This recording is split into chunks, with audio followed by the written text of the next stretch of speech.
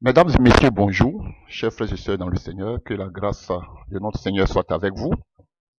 Nous voulons continuer, nous avons parlé la dernière fois de l'évangile de Christ et des apôtres. Et nous avons dit que l'évangile, alléluia, était la partie essentielle de la doctrine de l'enseignement de Christ. Nous avons montré à quoi consistait l'évangile, chers frères et sœurs, et en quoi cela était profitable pour nous. Alléluia. Et à qui était destiné l'évangile.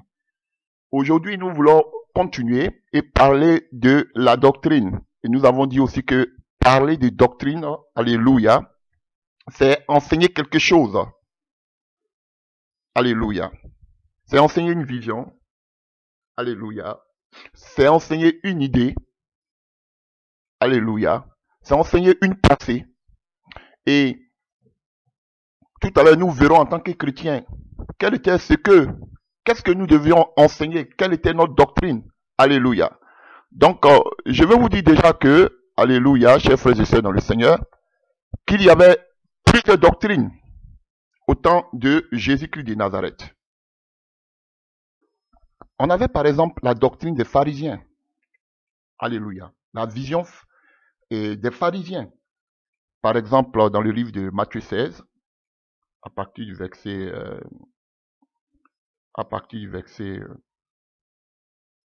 11, comment ne comprenez-vous pas que ce n'est pas au sujet des pains que je vous ai parlé? Gardez-vous du levain des pharisiens et des sadduciens.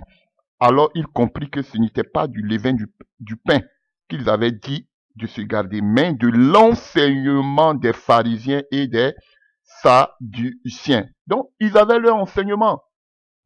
Et à quoi consistait l'enseignement des pharisiens? Alléluia, dans Matthieu 7, à partir du verset 9, il est dit encore, vous anéantissez, Jésus qui parlait aux pharisiens, fort bien le commandement de Dieu pour garder votre tradition.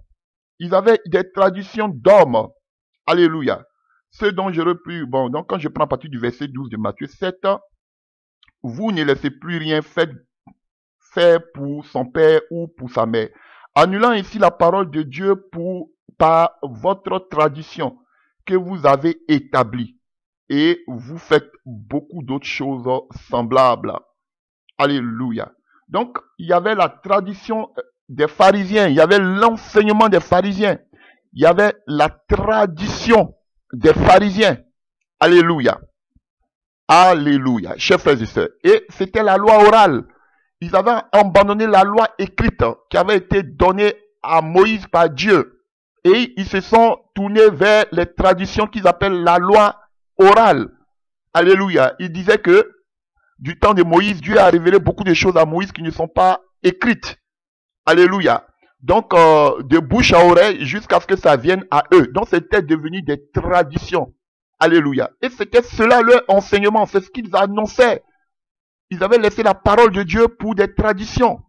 Alléluia, chers frères et sœurs. Donc, il y avait une doctrine, la doctrine des pharisiens, la doctrine des sadduciens.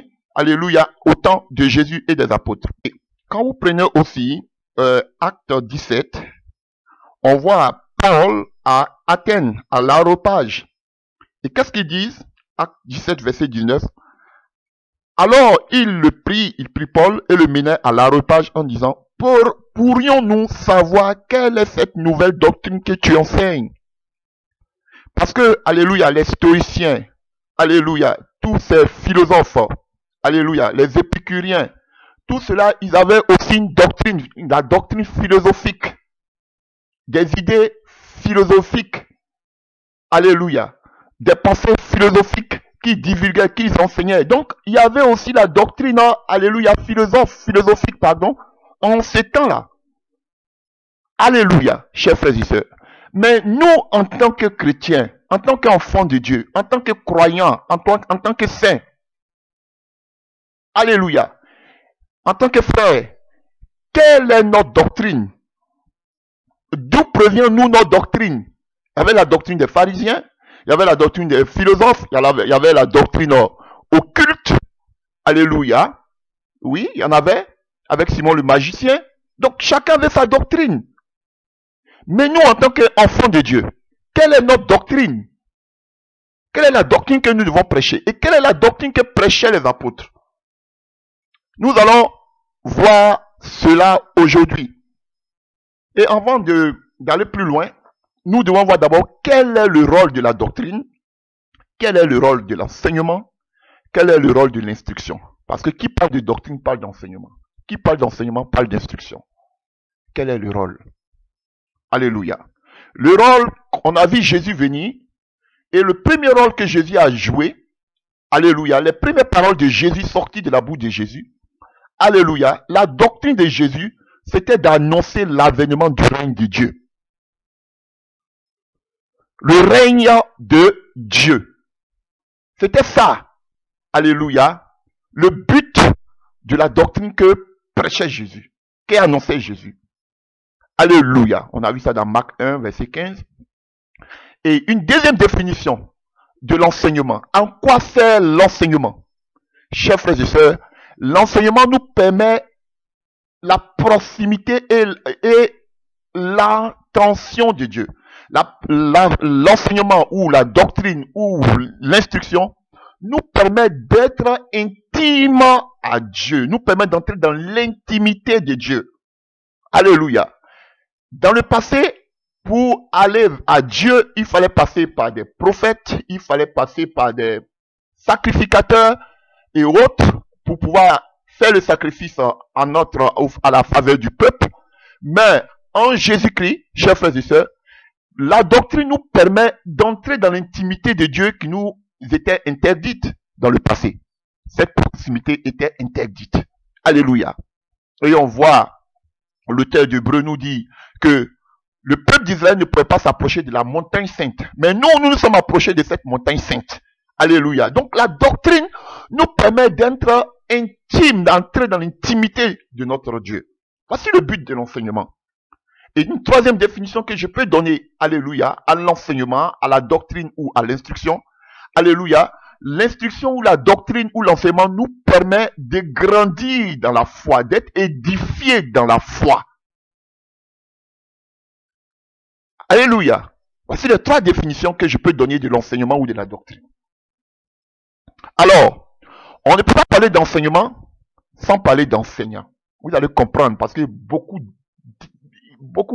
ils interprètent mal les paroles du Seigneur. Pour qu'il y ait un enseignement, il faut qu'il y ait un enseignant. Et qui était notre enseignant? Nous, en tant qu'enfants de Dieu, qui est notre enseignement? De qui devons-nous tirer notre doctrine? C'est ce que nous voulons voir. Je vous amène quelque part, doucement pour que vous puissiez comprendre. Nous avons vu tout à l'heure qu'il y avait plusieurs enseignants. Il y avait les Grecs, alléluia, qui étaient aussi des enseignants avec la philosophie. On a vu les pharisiens, les spécialistes de la loi, qui étaient aussi des enseignants. Mais nous, en tant que croyants, en tant que saints, en tant que frères, qui est notre enseignant? Et nous le voyons dans le livre de Matthieu 23, à partir du verset 8.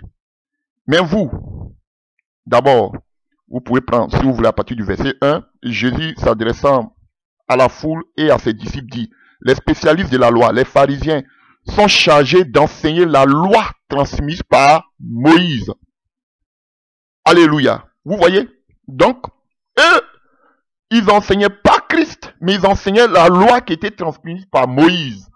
Et outre la loi qui était transmise à Moïse, ils enseignaient aussi la loi orale, qui n'avait rien à voir avec la loi qui était transmise à Moïse. Donc, ils n'enseignaient pas Christ.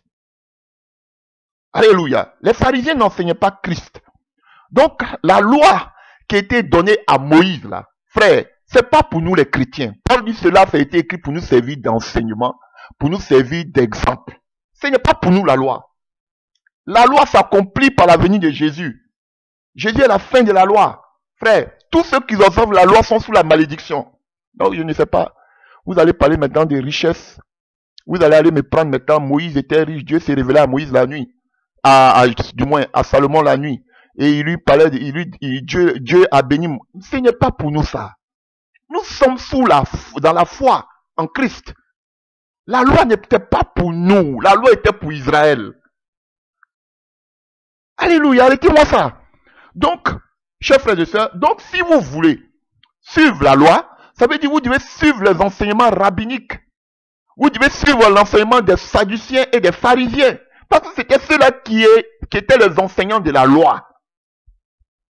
Mais nous, en tant qu'enfants de Dieu, en tant que croyants, chers frères et sœurs, voilà ce que Jésus dit. Il reprend d'abord, alléluia, ceux qui enseignaient la loi, qui étaient les spécialistes de la loi, les pharisiens et autres.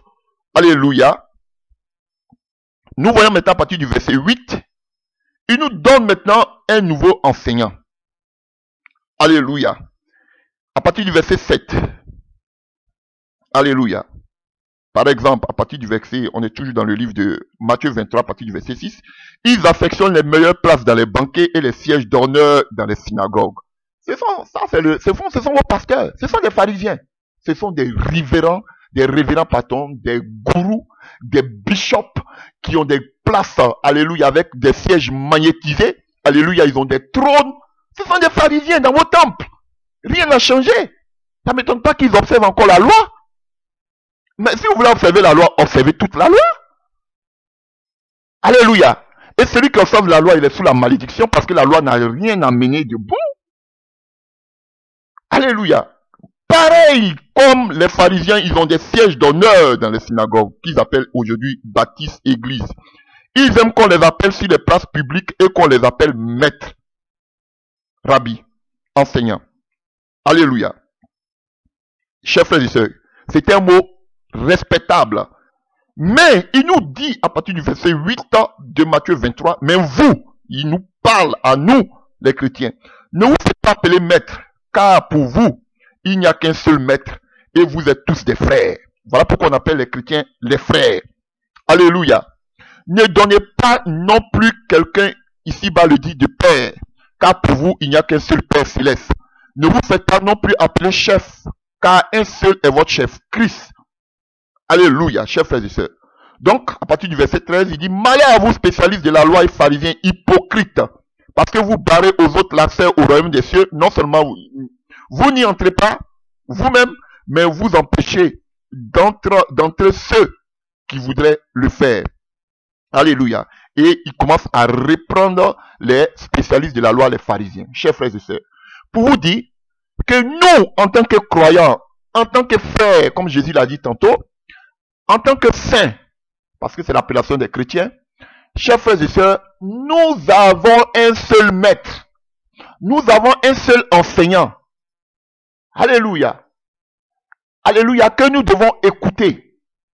Et c'est cet enseignant-là, alléluia, quand vous me dites quelle est la doctrine de Christ, alléluia, c'est toutes les paroles, alléluia, la doctrine de Christ. Il n'y a pas un passage, comme ça, il y a d'autres passages que je vais vous donner des exemples, mais il n'y a pas un passage où on trouve tout le contenu doctrinal de Jésus-Christ. Il n'y a pas de passage. Mais, alléluia, parler de la doctrine de Christ, c'est parler de toutes les paroles et de la vie de Jésus-Christ de Nazareth. Voici la doctrine de Christ. Voici ce qu'enseignaient les apôtres. Mais au niveau aussi des apôtres, beaucoup de choses vont s'ajouter en ce qui concerne la doctrine. Donc, à partir de Jésus, la doctrine, vous voulez, quelle est la doctrine, quelle est la doctrine, quelle est la doctrine? Chers frères et sœurs, la doctrine consiste à nous référer à toutes les paroles sorties de la bouche du Maître, Jésus-Christ. La doctrine aussi de Christ, c'est le comportement que Christ a eu, alléluia, étant sur terre. Voici la doctrine. La doctrine de Christ, c'est aussi les paraboles données par Jésus-Christ. Alléluia.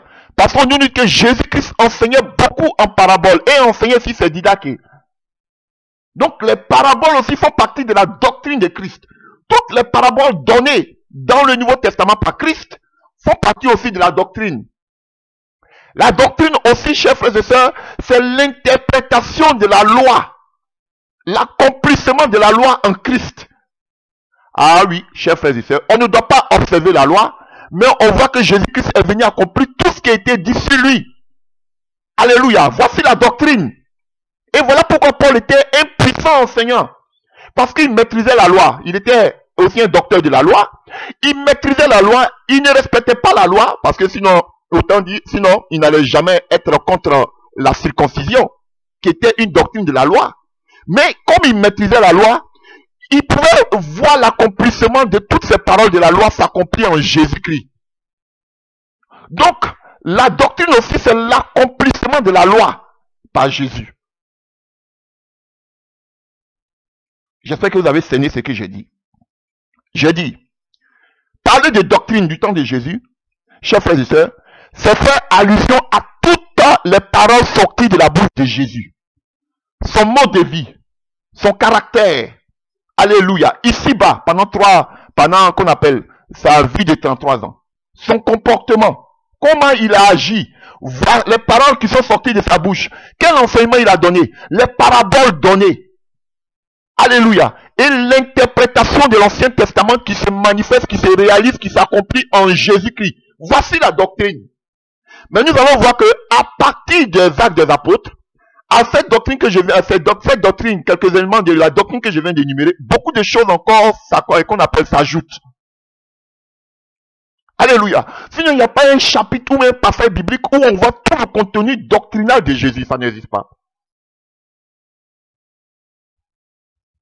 Donc, les apôtres, alléluia, parlaient, alléluia, de Jésus-Christ. Voici la doctrine que prêchaient les apôtres. Voici la doctrine que prêchaient tous les croyants. Notre doctrine, c'est Christ. Alléluia. Je vais vous montrer des exemples. Voilà pourquoi Paul, il dirait selon ce que j'ai reçu du Seigneur, du Christ. Il n'a pas reçu cela des pharisiens. Il était en vain pharisien, mais il ne prêchait pas le pharisianisme. Non, il prêchait ce qu'il avait reçu de Christ. Ah oui, frère. Lui-même, il a dit ce il prêche. Il n'a pas reçu d'un homme, mais c'est par révélation de Christ qu'il a sur les dons spirituels. Alléluia. Un exemple. Il a reçu cela de Christ. Aucun n'a prêché sur les dons spirituels. Ce n'est pas Paul. Mais d'où reçoit ça? De Christ. Aucun pharisien n'a prêché sur les dons spirituels. Un exemple. C'est la démonstration de la puissance de Dieu. Personne n'a prêché dessus. Ce n'est pas Paul. Et il dit qu'il a reçu cela de Christ. Donc notre doctrine, c'est l'enseignement qui nous provient de Christ, du Seigneur Jésus-Christ. Donc tout enseignement qui n'est pas basé sur Christ, vous le rejetez. Alléluia. Et nous allons voir avec les apôtres beaucoup de choses, beaucoup d'autres. Avec les apôtres, on a vu que certaines doctrines ont été nommées. On va le voir plus tard. Alléluia. Donc, chers frères et sœurs, je vais vous montrer des passages qui nous prouvent que les apôtres, ils prêchaient seulement qu'au nom de Jésus-Christ. C'est qu'ils avaient attendu de la bouche du maître. Mais je m'étonne aujourd'hui que il y a beaucoup qui se disent que des croyants, des chrétiens, mais qui mangent à toutes les sauces, qui mangent à tous les enseignements, comme Paul ne manquait de le dire. Vous avez plusieurs maîtres, alors que nous avons un seul maître qui est Christ. Et nous devons marcher selon les paroles que Christ a données. Quelqu'un qui te donne un enseignement qui ne vient pas de la bouche de Christ, tu le rejettes. Alléluia. Parce que Christ est le fondement. Et je vais vous montrer cela. On a été édifié sur le fondement de Christ et des apôtres. Donc, notre pierre fondamentale, alléluia, c'est Christ sur lequel nous devons bâtir notre doctrine. Et Matthieu 21, à partir du verset 42, le dit. Jésus dit, n'avez-vous jamais vu dans les Écritures, la pierre qu'ont rejetée ceux qui bâtissaient est devenue la principale des langues? Alléluia. Vous voyez, n'avez-vous pas lu dans les Écritures? Donc Jésus venait accomplir tout ce qui était dit de lui dans les Écritures.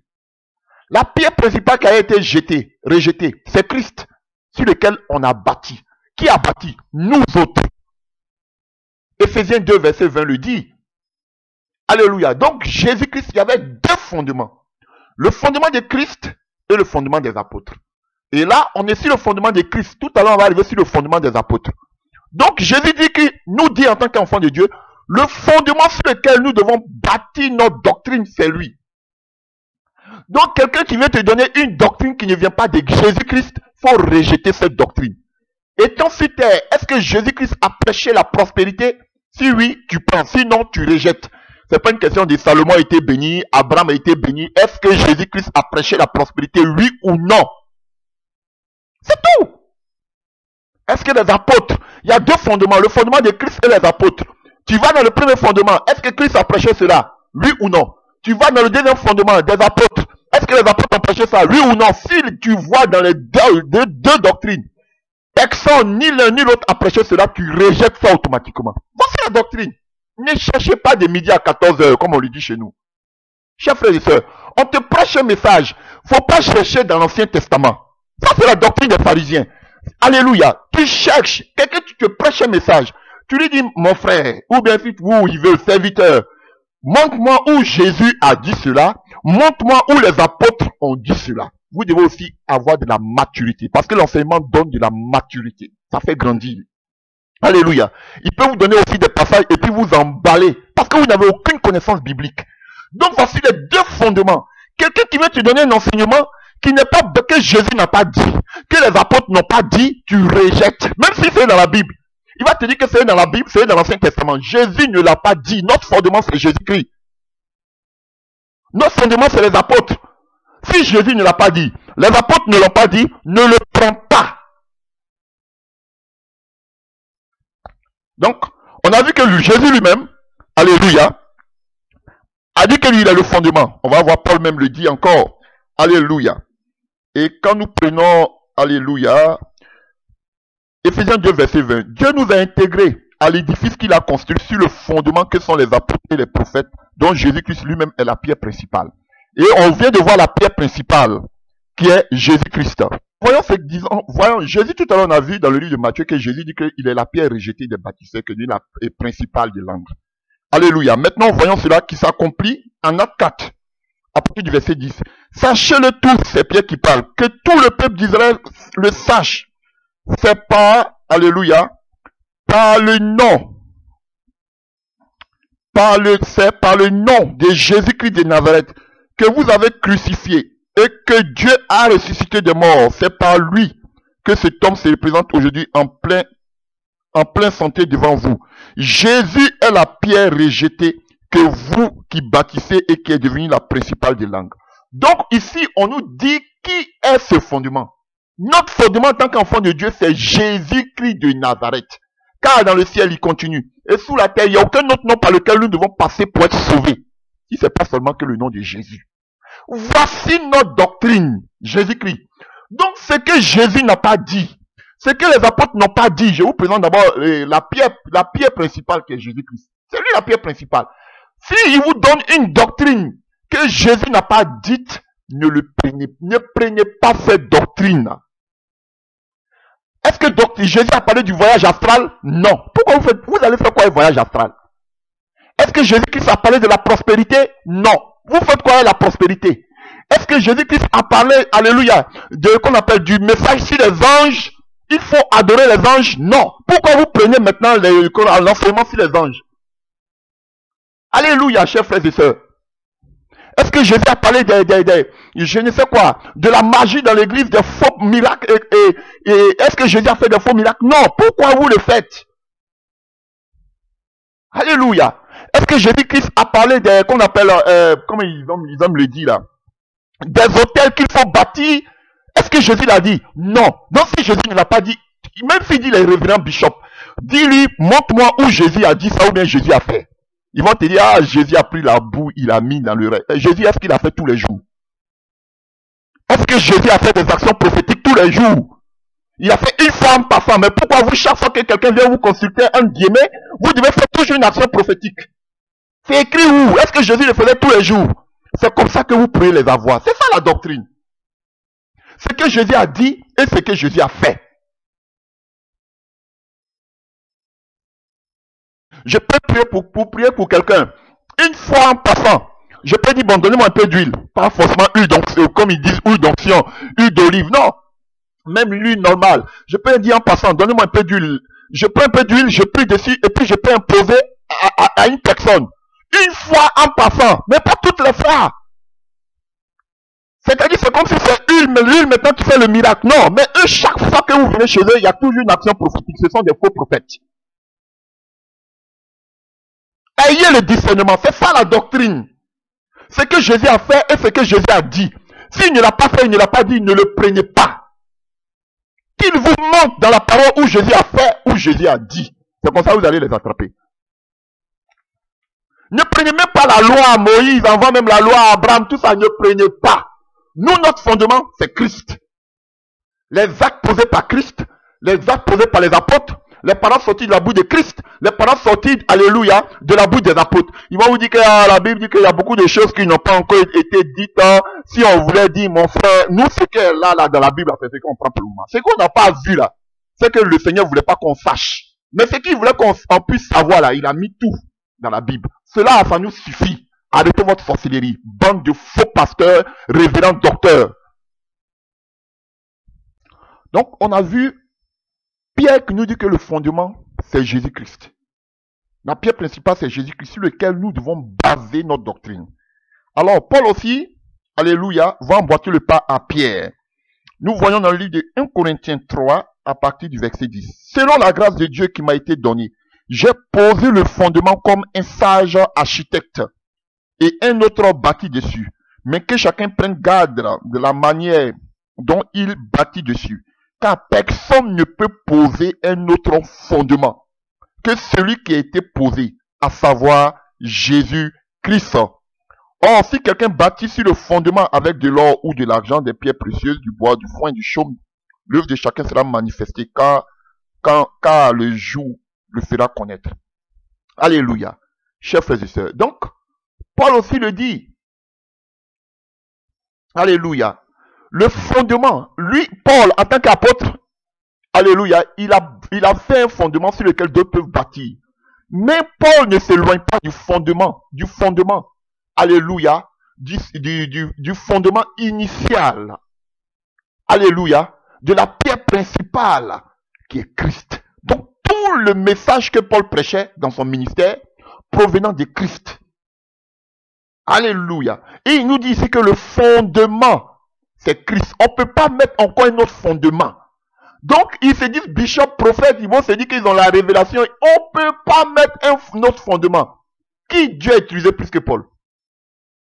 Alléluia. Mais Paul dit, malgré que Dieu l'a utilisé, son fondement, c'est Jésus-Christ. Il n'y a pas un autre fondement. Ils vont vous dire, c'est action prophétique, c'est révélation. Il n'y a rien ici.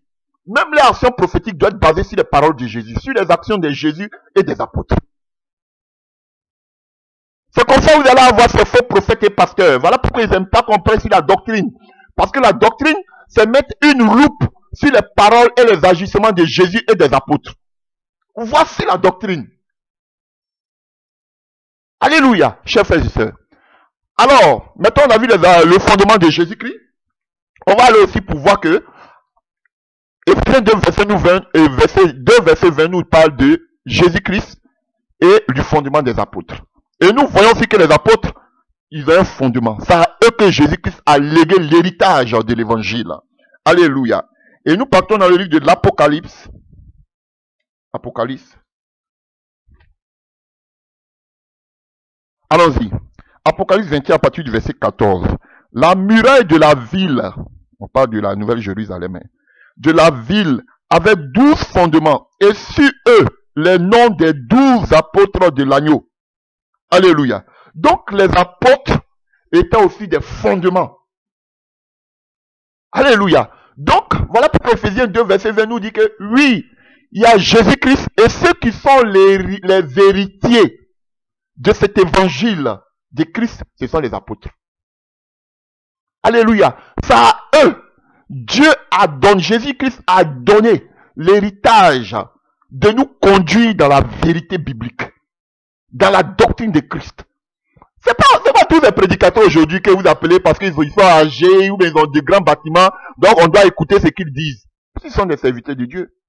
Alléluia. Même s'ils veulent mettre un fondement, mais ils ne doivent pas s'éloigner du fondement initial qui est Jésus-Christ. Voilà la vérité biblique. Donc, ils vont venir vous parler de bénédiction, de prospérité, qu'ils nous montrent avec Jésus ou avec les apôtres. Voilà pourquoi ils n'aiment pas qu'on parle de choses. Ils vous disent, ces gourous vous disent, ils ne parlent pas de doctrine. Mais si vous ne parlez pas de doctrine de Christ, de quelle doctrine voulez-vous prêcher?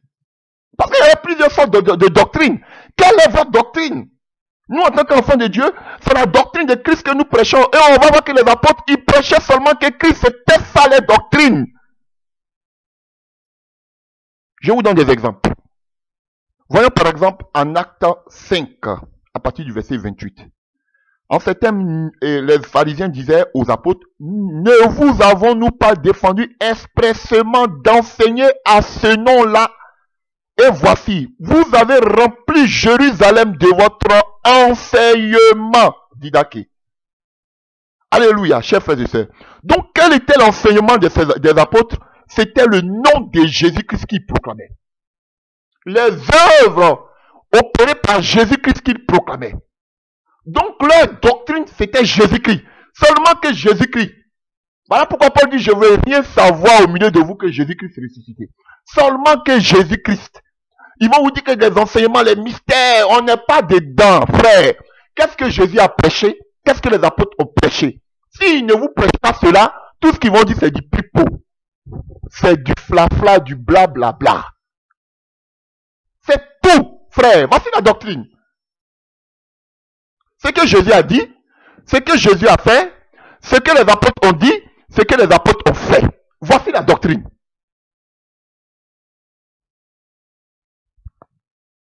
Donc ici on voit que la doctrine des apôtres, c'était de prêcher Jésus-Christ de Nazareth. Alléluia. Donc, vous voyez, c'était Jésus qu'il prêchait. Acte 13 à partir du verset 12. On nous parle du préconsul avec le faux prophète qu'on appelait Bar-Jésus. Alléluia. En Acte 13 à partir du verset 12. Alors, le préconsul, voyant ce qui était arrivé, crut, étant frappé de la doctrine du Seigneur. Doctrine ici, c'est Didaké. Alléluia. Qu'est-ce qu'il a vu? Il a vu la démonstration de la puissance de Dieu. Voilà pourquoi Paul dit le royaume des cieux. Le royaume de Dieu, on a dit que la doctrine que Jésus prêchait, c'était le qu'on appelle l'avènement du règne de Dieu. Et ce règne de Dieu ne consiste pas en parole, mais une démonstration d'esprit et de puissance. Car le royaume des cieux ne consiste pas en parole, mais en puissance. Et le proconsul avait vu ce faux prophète être aveuglé par Paul. Alors on nous dit quoi? Il a cru automatiquement à la doctrine de Christ. Quand tu prêches Jésus-Christ en ce nom, frère, la puissance de Dieu t'accompagne. Parce que si c'est pas le nom de Dieu, si c'est pas, alléluia, le droit de Dieu que Jésus-Christ chassait les démons, c'est que le royaume de Dieu est parvenu au milieu de nous. Et Paul dit le royaume des cieux et de Dieu ne consiste pas en parole, mais en puissance, une démonstration d'esprit et de puissance. Et ici, on voit la démonstration de puissance. On nous dit, comme, alléluia, quand le faux prophète a vu, quand le proconsul, a vu le faux prophète être aveuglé par Paul, en même temps, il a cru à la doctrine du Seigneur. Donc, voici un exemple aussi de la doctrine du Seigneur. La démonstration du règne de Dieu. Ah, chers frères et sœurs, on va encore en eau profonde. Allons-y encore, frères. En Acte 17, que nous avons lu tout à l'heure. Là, attendez.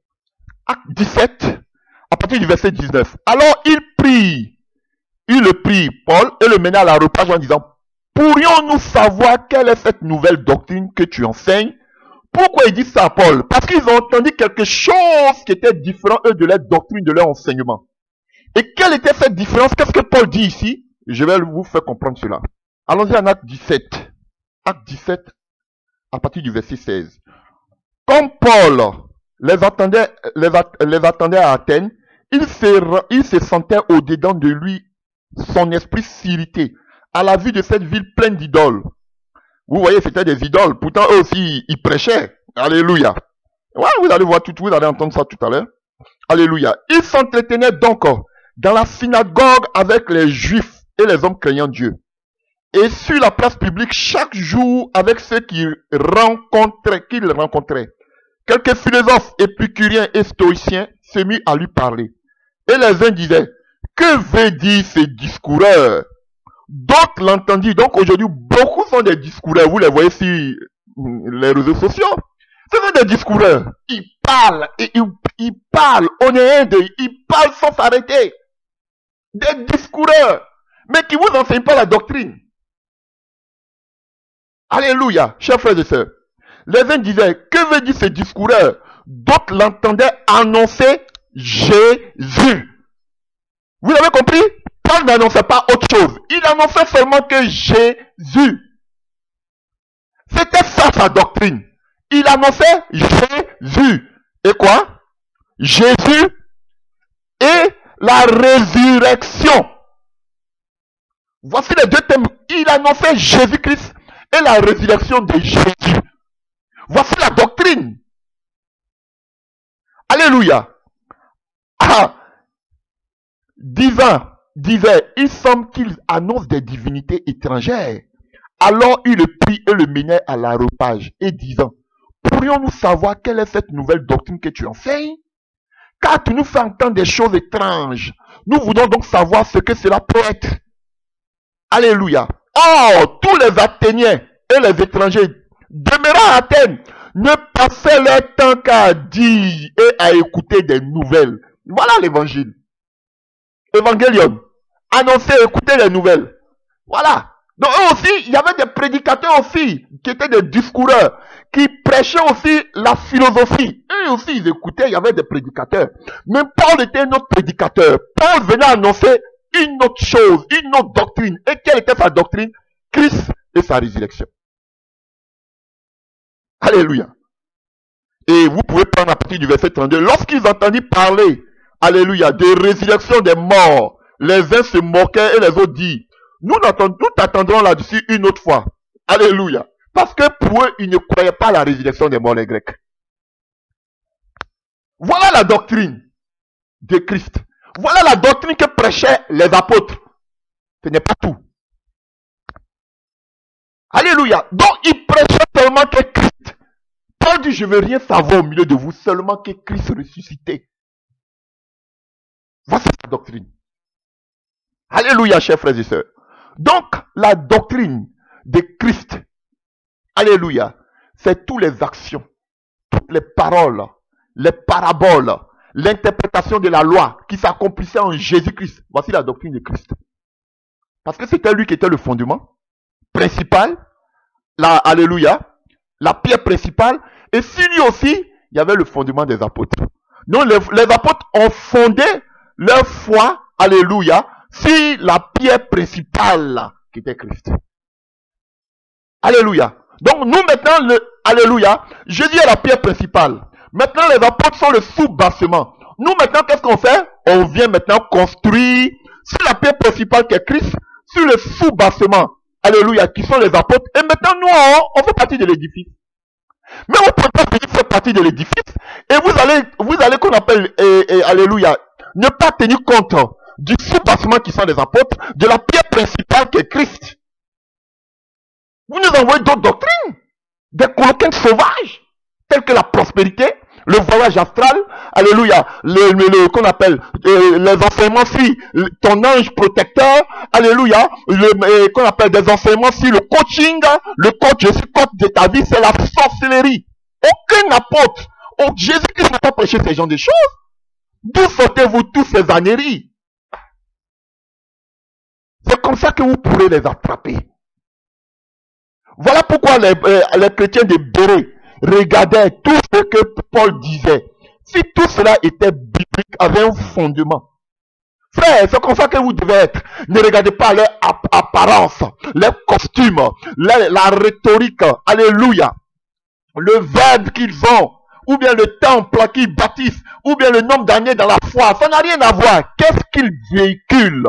Qu'est-ce qu'ils prêchent? Est-ce que ce qu'ils disent, ça vient de Jésus-Christ? Est-ce que ce qu'ils disent, ça vient des apôtres? Faut qu'ils vous montrent. C'est tout. Donc, chers frères et sœurs dans le Seigneur, notre seul enseignant, c'est Jésus-Christ. Et nous devons marcher selon ce que notre enseignant nous dit de faire. C'est lui le fondement, alléluia, de notre foi. Maintenant, nous arrivons dans le livre des Actes des Apôtres. Alléluia. Dans le livre des Actes des Apôtres, alléluia. Donc, Jésus, sa doctrine, c'était d'accomplir toutes les paroles de la loi des prophètes. Alléluia. Tout ce qui avait été dit sur lui, il est venu accomplir. Donc, c'est ça aussi la doctrine. L'accomplissement de la loi par Jésus, en Jésus. Par sa venue, par sa mort, par sa résurrection, par les miracles qu'il devait opérer. Alléluia. Chers frères et sœurs. Donc, on va voir maintenant quelle était la doctrine des apôtres. On a vu le fondement de Christ, le fondement des apôtres. Quelle était maintenant la doctrine des apôtres? Beaucoup de choses aussi se sont ajoutées dans la doctrine initiale. Alléluia. Qui était l'évangile. Jésus lui a amené l'évangile, la bonne nouvelle, du salut, de la restauration. Les démons aujourd'hui, grâce au nom de Jésus, peuvent être chassés. Les malades peuvent être guéris. Alléluia. Dans le nom de Jésus-Christ. Alléluia. Il n'y a aucun autre temps. Par le nom de Jésus, nous pouvons être sauvés. Alléluia, chers frères et sœurs. Allez au ciel. Maintenant, les apôtres aussi, alléluia, à part les paroles, les actions menées par Jésus, alléluia, eux aussi, comme fondement, il y a eu aussi des ajouts. Il y a eu aussi des, alléluia, il y a eu aussi des, qu'on appelle, alléluia, d'autres propositions, et pas des propositions même, il y a eu des enseignements qui sont entrés. Et ces enseignements, on va les égrener. Alléluia, chers frères et sœurs. Alors, voyons maintenant quelle était la doctrine des apôtres. Alléluia. Pourquoi je dis certaines doctrines sont entrées, je fais allusion qu'on appelle aux lettres. On va arriver à là. Aux lettres qui ont été amenées aux églises. Alléluia. Jésus n'a pas parlé de ça, mais les apôtres ont parlé de ça, de l'organisation de l'église. Comment l'église doit être organisée, comment l'église doit être structurée. Tout est dans le Nouveau Testament. Jésus n'a pas parlé de ça, mais les apôtres ont parlé de ça. Donc frère, pour organiser une église, on ne peut pas aller prendre ailleurs que sur le fondement de Jésus-Christ et des apôtres. On voit dans la doctrine de Jésus. Si Jésus n'a pas parlé de cela, on va voir dans la doctrine des apôtres qu'est-ce que les apôtres disent par rapport à l'organisation d'une église locale. Par exemple, c'est écrit, mais vous laissez ça, vous pouvez faire autre chose. Et vous nous dites que vous êtes des prédicateurs. Non, vous êtes des abominables prédicateurs, je le répète. Parce que vous ne marchez pas, vous êtes des rebelles, vous ne marchez pas sur le fondement. Et c'est ça qu'on parle d'apostasie. Vous avez laissé la parole maintenant pour aller embrasser l'esprit de l'antichrist. Voilà, voici la vérité. Et son enseignement. Vous voulez nous amener des enseignements contraires qu'on appelle dans l'œuvre, dans l'église. Comme par exemple, d'autres vont vous dire qu'on peut parler avec les morts. On peut parler avec les morts. Alléluia. Quelqu'un est mort, il est venu me parler la nuit, il s'est révélé en moi la nuit. Est-ce que vous avez vu Jésus parler avec des morts? Vous avez vu les apôtres parler avec des morts? Si vous ne le voyez pas, pourquoi vous acceptez ces genres de choses? C'est anti-biblique, c'est anti-doctrinal. C'est pas dans notre doctrine ça.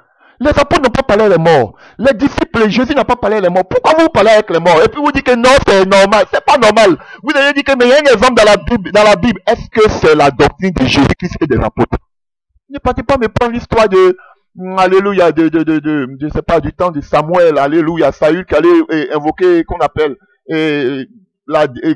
cette prêtresse, alléluia, qui a fait remonter l'âme des choses. Ça c'est la loi. Est-ce que vous avez vu Jésus faire cela? Non. Vous avez vu les apôtres faire cela? Non. Pourquoi vous prenez? Voilà la doctrine. Acte 2 à partir du verset 40. Pierre continuait avec instance à leur adresser d'autres paroles pour les persuader. Il les encourageait, leur disant, recevez le salut, séparez-vous de cette génération dévoyée. Les disciples parlaient du salut, qui s'obtenait seulement que par Jésus. À partir du verset 41, ceux qui acceptaient les paroles de Pierre se firent baptiser. Alléluia. Vous voyez? Ça fait partie de la doctrine, le baptême. Et on va en parler de ça plus tard. Alléluia. Et ces jours-là, environ 3000 personnes furent ajoutées au nombre des croyants.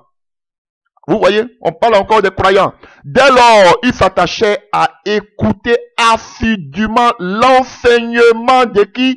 Des apôtres. Et quel était l'enseignement que véhiculaient les apôtres? Vous le savez déjà, frère. Quel était l'enseignement? On dit qu'ils, alléluia, ils écoutaient de façon assidue, alléluia, l'enseignement des apôtres. Alléluia. Et qu'est-ce que Jésus-Christ avait dit aux apôtres lorsqu'ils montaient? On voit ça dans le livre de Matthieu 28 à partir du verset 18. Jésus s'étant approché leur par là. Ainsi, tout pouvoir m'a été donné dans le ciel et sur la terre. Allez faire de toutes les nations des disciples, les baptisant au nom du Père, du Fils et du Saint-Esprit, et enseignez-leur. Observez tout ce que je vous ai prescrit. Donc les apôtres enseignaient quoi? Tout ce que Jésus-Christ a prescrit.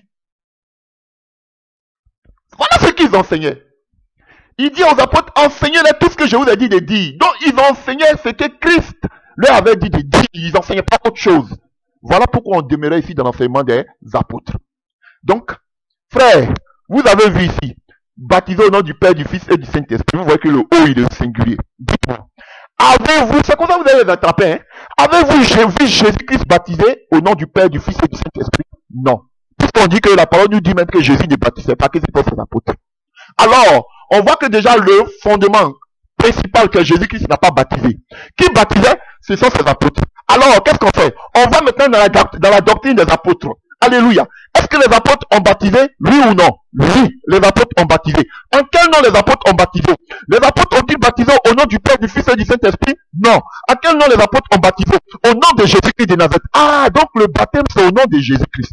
Voilà la doctrine. Simple, frère. Comme ça, vous ne serez pas embrouillés. Donc, eux ils disent qu'ils baptisent au nom du Père, du Fils, du Saint-Esprit. Qui a baptisé? On dit, ah, Jésus a dit. Là encore, vous interprétez mal. Parce que c'était dans le nom du Père, dans le nom du Fils, dans le nom du Saint-Esprit. Alléluia. Je vais venir en Colossiens pour vous montrer que Dieu, le grand Dieu, Jésus-Christ, notre grand Dieu, ils vont essayer d'échanger. On dit, le grand Dieu et Jésus-Christ. Après, eux-mêmes, la version originale nous parle de Jésus-Christ, notre grand Dieu. J'arrive à ça tout à l'heure. Alléluia, chers frères et sœurs. Donc, personne n'a baptisé au nom du Père, du Fils et du Saint-Esprit. Pourquoi vous baptisez au nom du Père, du Fils et du Saint-Esprit une doctrine diabolique de la Trinité? Vous voyez, c'est comme ça que vous allez les attraper.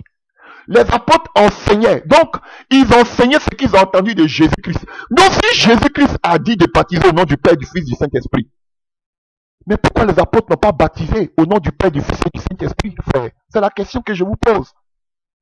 Parce que ce passage a été mal interprété. Le baptême s'est fait au nom de Jésus-Christ. Les apôtres ont baptisé dans le nom de Jésus-Christ. Frère, c'est ça la vérité, c'est ça la doctrine. C'est comme ça que vous allez les avoir. Donc, on demeurait dans l'enseignement des apôtres. Pourquoi? Parce que Jésus-Christ a dit aux apôtres qu'ils devaient enseigner quoi? Ce qu'ils ont entendu par d'autres personnes, mais de lui. Donc, ils ne faisaient qu'enseigner tout ce qu'ils ont appris avec le maître pendant 3 ans et demi. Voilà la doctrine des apôtres. Alléluia. Voici la doctrine que Paul prêche. 1 Corinthiens 15, à partir du verset 1. On va partir à partir du verset 1. Je vous rappelle, frères, que l'évangile que je vous ai annoncé, que vous avez reçu, dans lequel vous avez persévéré, par lequel vous êtes sauvés, si vous le retenez tel que je vous l'ai annoncé, autrement, vous aurez cru en vain. Je vous ai enseigné avant tout comme je l'avais aussi reçu de Christ, qui est mort pour nos péchés, selon les Écritures qu'il a été, alléluia, alléluia, ainsi de suite. Donc, alléluia, Paul nous dit que l'enseignement qu'il donne là, il a reçu de Christ.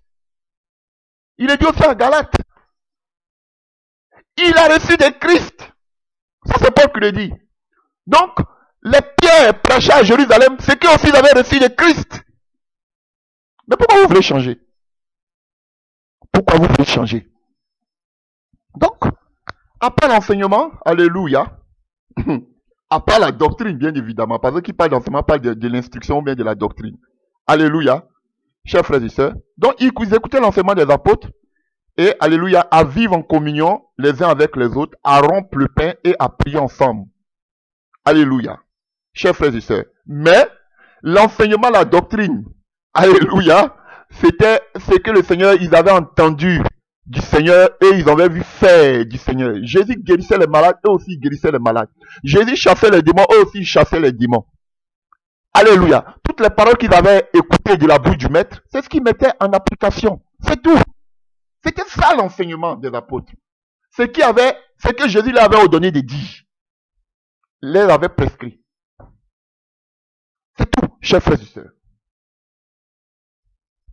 Alléluia. Donc vous dites des apôtres, des docteurs, et vous venez nous enseigner des choses contraires au fondement principal, au sous-bassement qui sont les apôtres, au fondement qui est Jésus. Mais c'est quoi vous voulez bâtir? Dites-le-moi. Vous dites Jésus vous élève, Jésus vous bénit. Montrez-moi, frère. On a dit que notre doctrine c'est Jésus-Christ et les apôtres. Jésus-Christ a été béni matériellement. Les apôtres ont été bénis matériellement. Donc, quelle doctrine vous prêchez? Voilà, voici comment vous pouvez les avoir. Quelle doctrine vous prêchez? On dit la prospérité. Jésus a prêché la prospérité? Non. Jésus a été béni matériellement? Non. Oh. Ah bon, on dit chez les apôtres, peut-être Jésus, mais j'ai mal dit. Les apôtres, ils ont prêché la prospérité? Non. Les apôtres ont été bénis matériellement? Non. Maintenant, ces prédicateurs d'aujourd'hui là, eux ils tirent maintenant leur enseignement dans la loi. L'enseignement des pharisiens. La doctrine pharisienne. Alors, voyons quelques éléments aussi de la doctrine. Alléluia. On a parlé en grosso modo ce que c'est que la doctrine du temps de Jésus. Maintenant, les apôtres, en dehors des récits de ce qu'ils ont vu avec le Maître, de ce qu'ils ont entendu du Maître Jésus-Christ, alléluia, maintenant on voit qu'il y a d'autres enseignements ajoutés par les apôtres, mais qui parlaient toujours de Christ. Non, c'est ça, nous allons essayer d'égrener un peu. Nous partons dans le livre de Romains 6 à partir du verset 17. Romains 6 à partir du verset 15. Romains 6 à partir du verset 15. Quoi donc? Pécherons-nous parce que nous sommes non sous la loi, mais sous la grâce? Loin de là. Ne savez-vous pas que quand vous livrant à quelqu'un comme esclave plus obéi, vous êtes esclave de celui qui vous a, de celui que vous obéissez, soit du péché qui conduit à la mort, soit de l'obéissance qui conduit à la justice. Mais grâce soit rendue à Dieu de ce que, après avoir été esclave du péché, vous avez obéi de cœur à la règle de la doctrine dans laquelle vous avez été instruit. Donc vous voyez, la doctrine, c'est l'instruction. Ayant été, quelle est cette doctrine qui prêche ici? Ayant été affranchi du péché, vous êtes devenu esclave de la justice. Je parle de la manière des hommes. Alléluia. Parce que quelqu'un qui était esclave de façon naturelle, on a l'exemple de Philémon. Alléluia. Il y avait des gens qui avaient été convertis. Alléluia, convertis. Alléluia. Donc, il y avait d'autres qui avaient aussi des esclaves. Et les esclaves aussi se sont convertis. C'est le cas de Philémon. Alléluia. Donc, il y a des gens, il y a des esclaves qui se sont convertis, il y a des maîtres aussi qui se sont convertis. Alors que quand tu es esclave, alléluia, tu dépends de ton maître. Donc, il y avait maintenant une difficulté entre les maîtres et les esclaves. Ils sont tous devenus des croyants, des chrétiens, des saints. Alléluia. Quelle attitude maintenant devait avoir le maître vis-à-vis de son esclave qui est devenu son frère en Christ? Donc, c'était des situations comme ça que vivaient les gens à l'époque de Paul. Donc, Paul donne, vous voyez qu'il parle beaucoup d'esclavage. Parce que c'était une réalité que les gens vivaient en son temps. Alléluia. Donc, il est obligé de donner toujours des conseils.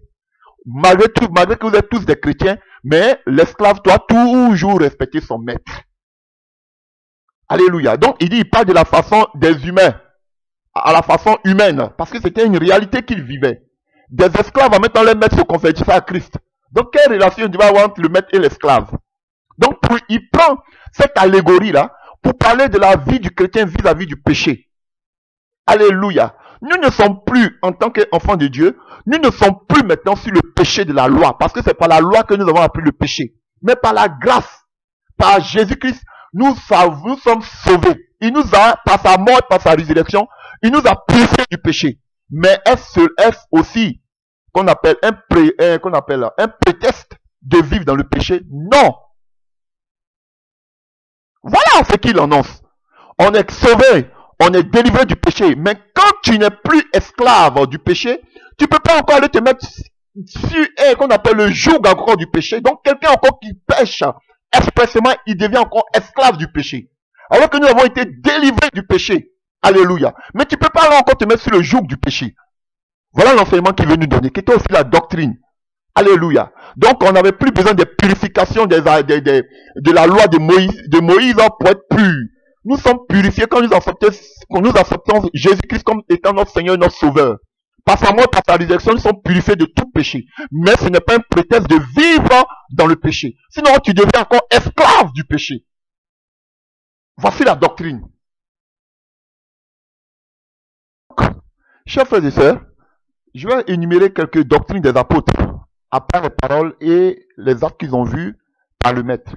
Donc, il y avait aussi les lettres pastorales que Paul annonce et qui nous parlent de l'organisation, alléluia, de l'église locale. Comment se comporter dans l'église locale. Comment élire qu'on appelle les responsables, alléluia, d'une église locale. Tout est dedans. C'est le fondement des apôtres. Donc, chers frères et sœurs, on doit se référer à tout ce qui a été écrit par Jésus et par les apôtres. Alléluia. En ce qui concerne, par exemple, l'église locale. Comment on peut établir une église locale? Est-ce que l'église locale, c'était des bâtiments Tout cela est dedans. Donc, chers frères et sœurs, c'est comme un miroir, la doctrine. Et c'est à cela que nous devons nous référer. Est-ce que, alléluia, les premiers chrétiens ont bâti des temples? C'est à cela que nous devons nous référer. Oui ou non? C'est pas dit, c'est-à-dire, non. Oui ou non? C'est tout, chers frères et sœurs. Donc, on doit se référer aux paroles et aux actes des apôtres et de Jésus-Christ de Nazareth.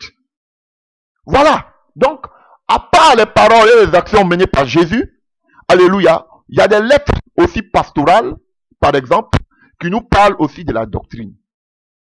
La doctrine des apôtres. Alléluia. Parlons de doctrine aussi, c'est parler des dons spirituels.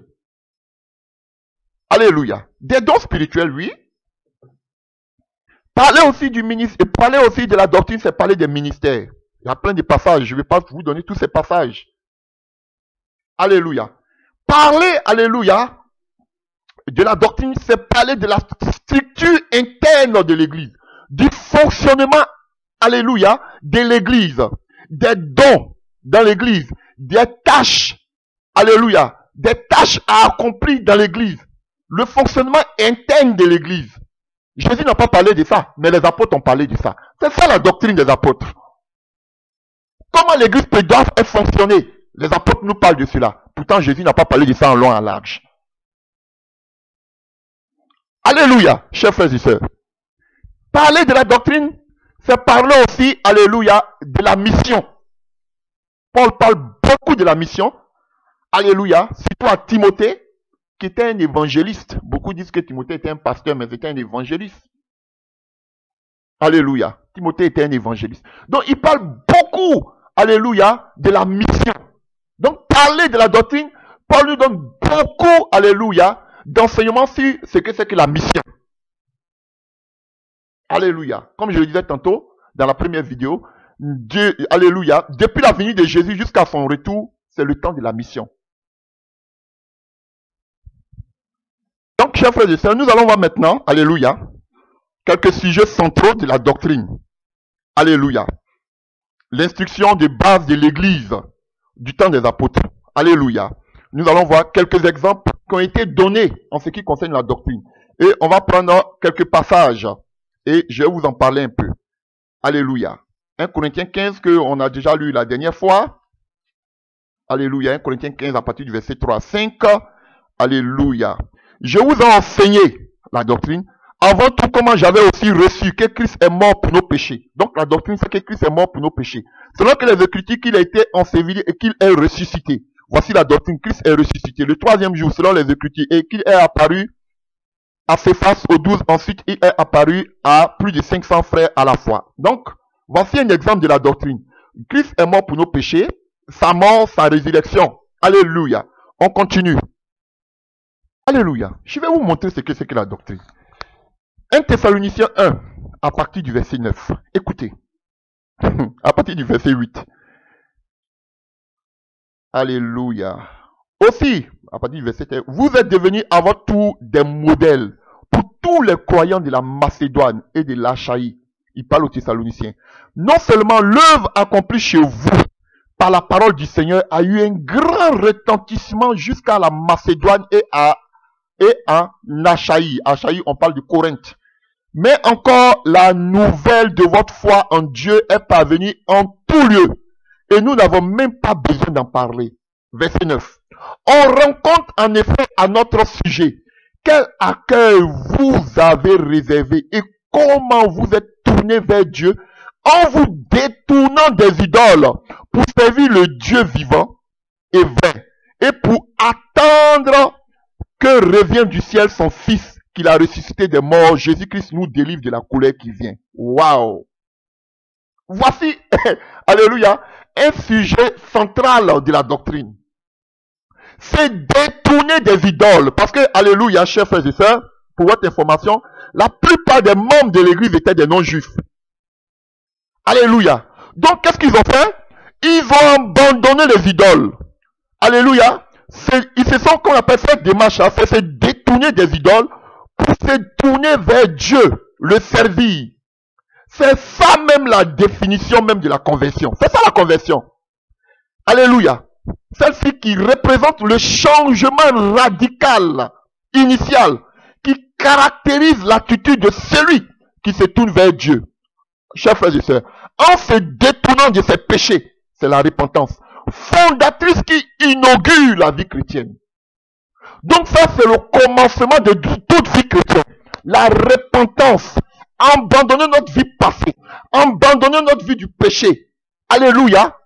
Quand en Christ les choses anciennes sont passées, toutes choses deviennent nouvelles. Vous-même vous le dites. Voici ce qu'il dit. Alléluia. C'est un changement radical. On ne dit pas oui, ça va aller, mais on est faible, on est tous des pécheurs. C'est un changement radical. La conversion. Et c'est le premier acte. Alléluia. À poser pour devenir chrétien, qui n'est pas aussi par ta force. Alléluia, chers frères et sœurs. Alléluia. Donc la repentance, alléluia, c'est cet acte-là qui inaugure la vie chrétienne. Tu dis que tu es un chrétien, le premier acte à poser, c'est la repentance. La conversion, la repentance, qui veut dire abandonner notre vie passée, alléluia, de façon radicale. L'église de Thessalonique, ils ont abandonné les idoles, parce que c'était des non-croyants, pour servir le vrai Dieu. Ils sont plus retournés à leurs vomissements. C'est ce que je dis. Donc, comment tu peux dire que tu es chrétien et encore tu es encore dans la franc-maçonnerie? Comment vous pouvez dire que vous êtes des chrétiens et vous êtes des faux prophètes? Comment vous dites que vous êtes des chrétiens et vous touchez encore à la magie? Comment peux-tu dire que tu es passé par tu es converti, tu es passé par la repentance, alléluia, et que tu sois encore dans les sacrifices humains, que tu sois encore dans les fétiches, alléluia, pour que ton temple soit rempli? Comment peux-tu dire que tu es né de nouveau et tu es encore dans l'homosexualité ou bien dans le lesbianisme pour les femmes? Oui, plein de prédicateurs sont des lesbiennes, plein de prédicateurs sont des homosexuels. Et vous dites que, alors que ça doit être de façon radicale, voilà la pourriture dans laquelle l'Église est plongée. Et Paul dit, tout le monde rendait témoignage de la conversion de ces personnes. Alléluia. Et qu'est-ce qu'il dit encore? Il donne encore un signe, encore un autre contenu. Alléluia, central. Alléluia. Un thème central de la doctrine, alléluia, ici. Et il dit quoi? Alléluia. On rencontre en effet à notre sujet quel accueil vous nous avez réservé et comment vous vous êtes tourné vers Dieu. Donc vous voyez, on se tourne, c'est ça la conversion. On se tourne vers le passé. Mais vous êtes dans le passé, vous êtes dans le présent, la sauce peut être salée en même temps sucrée. Un pied dedans, un pied dehors, c'est dehors. Voilà pourquoi on dit qu'une fois que tu es égaré, il n'y a plus de sacrifice pour toi. On arrive à là tout à l'heure. Alléluia, chers frères et sœurs. Et je continue, je poursuis. Et comment vous êtes tourné vers Dieu en vous détournant. Donc se tourner vers Dieu, c'est se détourner de notre vie passée. Ah oui, tu dis que tu es avec Dieu, tu dois te détourner de ton ancienne vie. Alléluia. Pour servir le Dieu vivant et vrai. Détourner des idoles pour servir le Dieu vivant et vrai. Et pour attendre que vienne du ciel son Fils qu'il a ressuscité des morts, Jésus-Christ, nous délivre de la colère qui vient. Donc, chers frères et sœurs, la doctrine aussi, c'est parler du retour du Seigneur Jésus-Christ. Voilà la doctrine. C'est parler aussi du Seigneur, du retour du Seigneur Jésus-Christ de Nazareth. Alléluia. Je vais continuer, j'ai encore d'autres passages. Alors, en titre 2, à partir du verset 11. Voilà ce que Paul dit à Tite. Alléluia. La grâce source du salut. Tite 2, à partir du verset 11. En effet, la grâce de Dieu s'est révélée comme une source de salut. Dans la grâce de Dieu, c'est un salut. C'est le salut pour nous. C'est la grâce. Alléluia. C'est ça la doctrine. Par plus grâce, nous sommes sauvés. Tu n'as rien payé pour que tu sois sauvé. Tu as seulement cru en Jésus-Christ. Alléluia. Pour tous les hommes, elle nous éduque et nous amène à nous détourner de tout mépris de Dieu et à rejeter les passions des gens de ce monde. Donc, chers frères et sœurs, la doctrine, c'est, alléluia, s'éloigner des passions de ce monde, de la gloire de ce monde. Renoncer, c'est détourner de la gloire de ce monde. C'est ça aussi la doctrine de Christ. Donc, vous voyez voir qui sont ces véritables serviteurs de Dieu. Ils doivent se détourner de la gloire de ce monde. Vous allez reconnaître les faux. Quelqu'un qui prêche la gloire de ce monde, il est du diable. Quelqu'un qui prêche la prospérité, il est du diable. Alléluia. Chers frères, je vous dis qu'il me présente. Jésus-Christ a prêché la prospérité, les apôtres ont prêché la prospérité. Qu'il me montre. Ils vont aller parler, Dieu s'est révélé à Salomon la nuit. Oh, Abraham était riche. Toujours dans la, alléluia, dans la doctrine qu'on appelle de Moïse. Alléluia. Chers frères et sœurs. Et de ce monde. Ainsi, nous pourrons mener dans le temps présent une vie équilibrée, juste et pleine de respect pour Dieu, en attendant que se réalise notre bienheureuse espérance. Notre bienheureuse espérance, c'est quoi? L'enlèvement. C'est ça le retour de Christ. L'enlèvement. Alléluia. Alléluia, se réalise notre bienheureuse espérance. La révélation de la gloire de Jésus-Christ. Vous voyez, ici, il parle de la révélation de Jésus-Christ. Dans le livre de Romains, on parle de la révélation du Fils de Dieu. Donc, l'enlèvement, c'est la révélation de Jésus-Christ qui va revenir. Oh, la présence de Dieu en ce lieu. Et, alléluia, dans le livre de Romains, on nous parle de la révélation des fils de Dieu. C'est la même chose. Le retour imminent de notre Seigneur Jésus-Christ de Nazareth. Et il dit quoi? Alléluia. La bienheureuse espérance, la résurrection, la révélation de la gloire de Christ. C'est pas votre gloire de ce monde. La gloire de Christ, c'est son retour. Alléluia. De Jésus-Christ, notre grand Dieu et Sauveur. Il s'est livré lui-même en rançon pour nous, afin de nous délivrer de l'injustice, de toute forme et de faire de nous, en nous purifiant. Ainsi, un peuple qui lui appartienne et qui met toute son ardeur à accomplir ses bonnes œuvres. Alléluia. Voici ce que tu dois enseigner. Dans quel sens il faut encourager et reprendre les gens. Alléluia. Fais-le avec une pleine autorité, que personne ne te traite avec mépris. Donc voilà ce que Paul dit. Ce sont des choses comme ça que tu dois enseigner. Voici la doctrine. Alléluia. Et il parle ici de notre grand Dieu et Sauveur, Jésus-Christ. Les gens ici, les commentateurs de la Bible, ils ont tout fait. Alléluia, ils ont tout fait. D'autres traduisent que, ici là on dit, de notre grand Dieu et de notre Sauveur Jésus-Christ. Alléluia. Mais ils tentent de donner l'allusion à la venue glorieuse qui est celle de Christ et non du Père. Alléluia. Qui doit revenir? Ce n'est pas le Père qui doit revenir.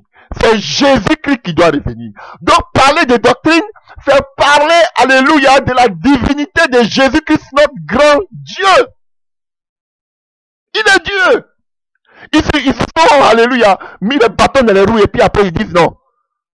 Ici, ils disent que non, on dit Jésus-Christ et puis le grand Dieu et Jésus-Christ notre Sauveur.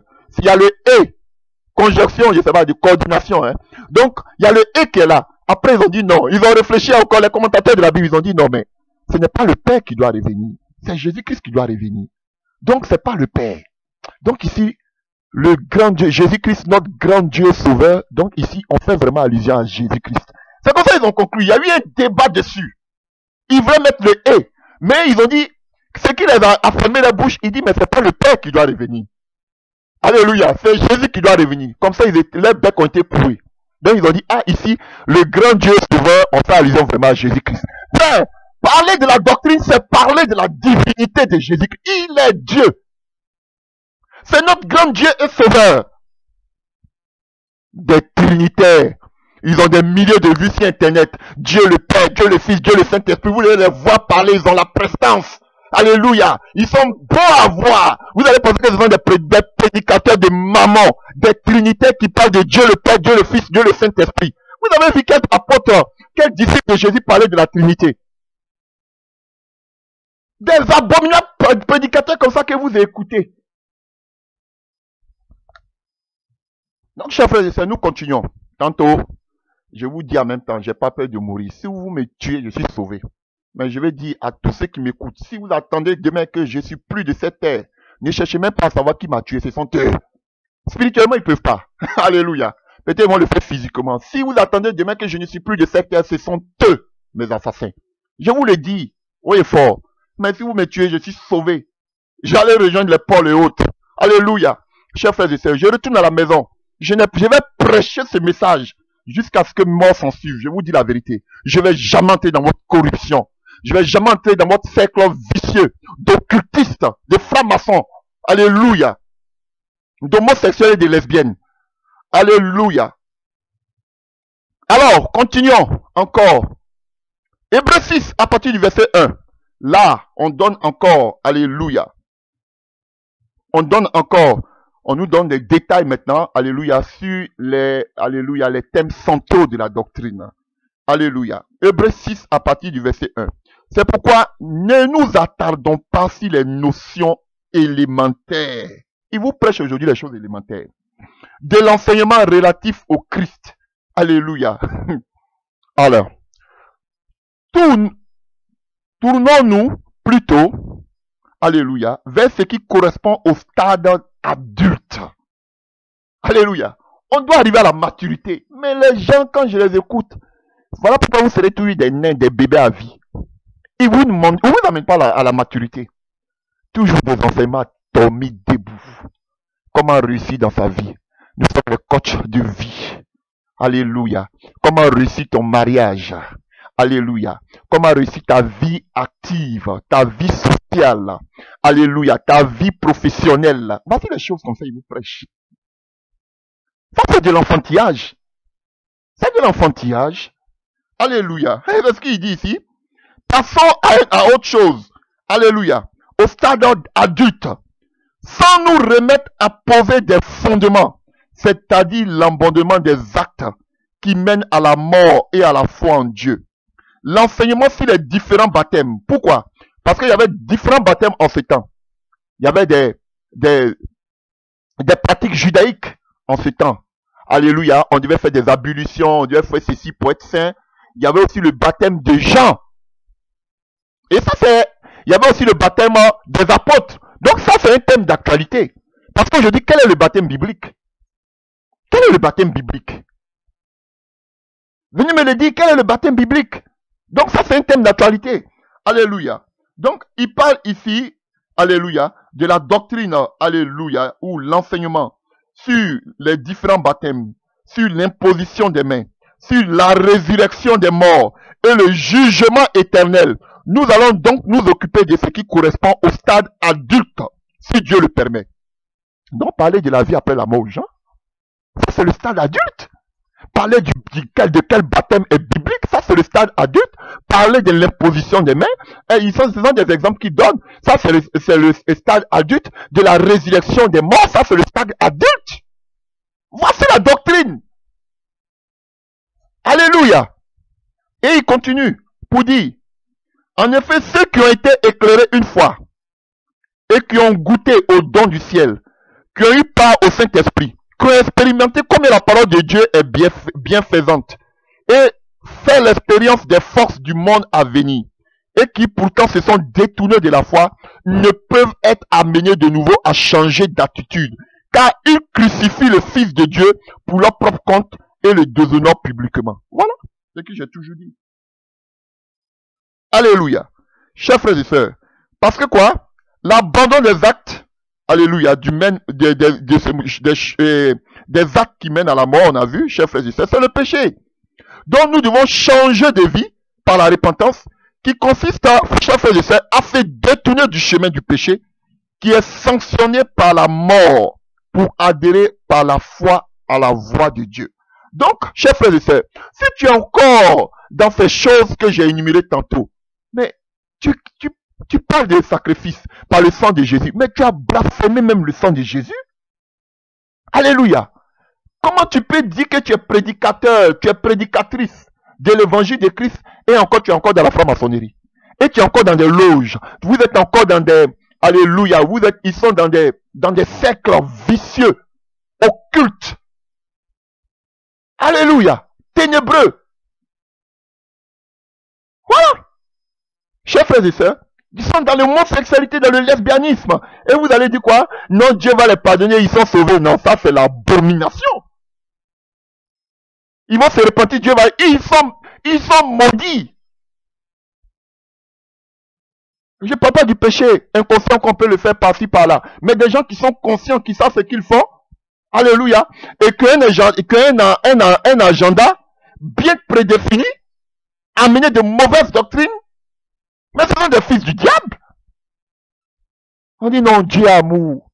Soyez tolérants, l'amour de Dieu. Donc l'amour de Dieu consiste à, qu'est-ce que je peux dire? À tolérer, alléluia, les égarements. C'est ça.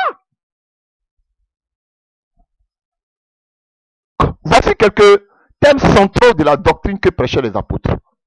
Alléluia. Donc, chers frères et sœurs, et Paul exhortait les chrétiens à conserver ses enseignements. Alléluia. Donc, en tant que chrétiens, enfants de Dieu, nous devons conserver précieusement toute cette doctrine venant du Seigneur et des apôtres. Alléluia. Je vous donne quelques exemples. Alléluia. Dans le livre de 2 Thessaloniciens, on va finir bientôt. On doit parler aussi des fausses doctrines. Alléluia. 2 Thessaloniciens 2, à partir du verset, alléluia, 14. C'est à quoi il vous a appelé par notre évangile pour que vous possédiez la gloire de notre Seigneur Jésus-Christ.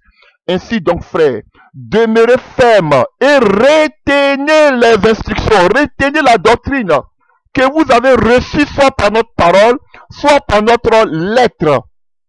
Que notre Seigneur Jésus-Christ lui-même est Dieu notre Père qui nous a aimés et qui nous a donné par sa grâce une consolation éternelle et une bonne espérance console vos cœurs et vous affermisse en toute bonne œuvre et en toute bonne parole.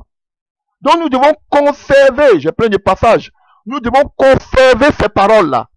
Cette doctrine-là, nous devons la conserver précieusement. Pas aller manger à d'autres doctrines. Mais voici notre doctrine, voici notre miroir.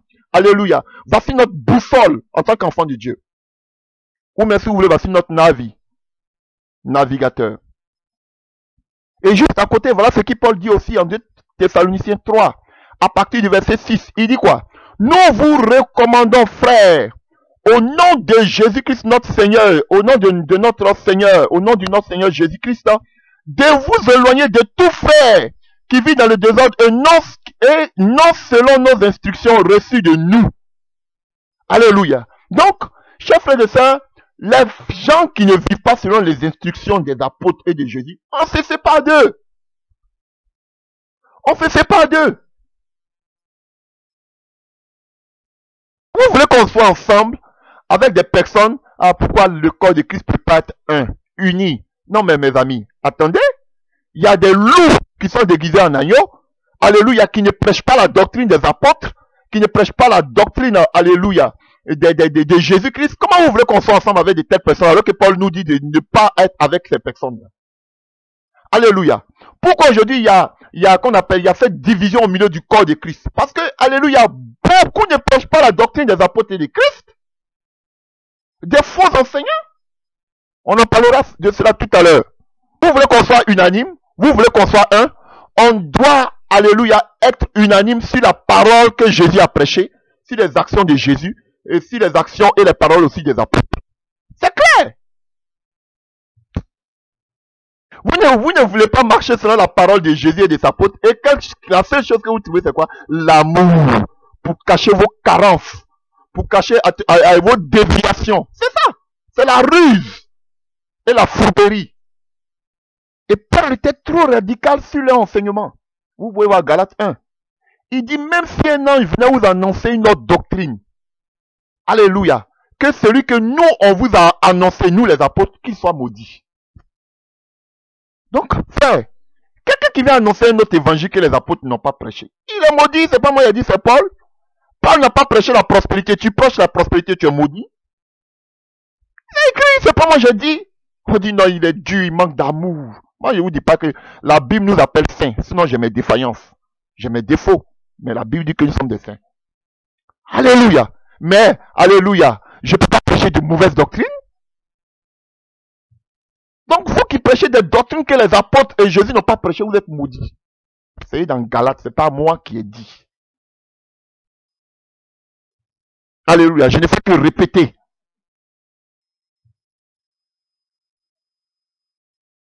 Frère, parce qu'il y a de mauvaises doctrines. On peut voir dans le livre de 1 Timothée 4, à partir du verset 1. Il dit, mais l'Esprit dit expressément que dans les derniers temps, nous sommes dans les derniers temps, quelques-uns abandonneront la foi pour s'attacher à des esprits séducteurs et à des doctrines de démons. Frère, dites-moi, où sont ces doctrines de démons? Si vous dites que la prospérité, tout ça là, c'est normal. Alléluia, c'est que les apôtres n'ont pas prêché. Nous sommes dans les derniers temps, où sont les doctrines des démons? Si vous voulez, vous dites que tous ceux qui prêchent, qui prennent une Bible, ils prêchent au nom de Jésus.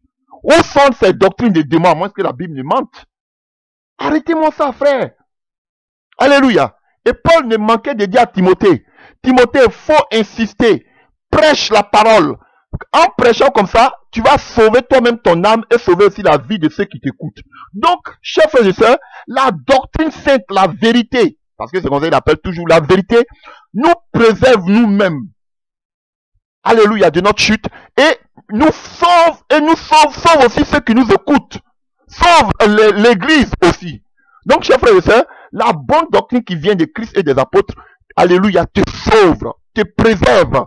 Parce qu'il y a de mauvaises doctrines qui amènent beaucoup de personnes à l'enfer sans savoir. L'ignorance.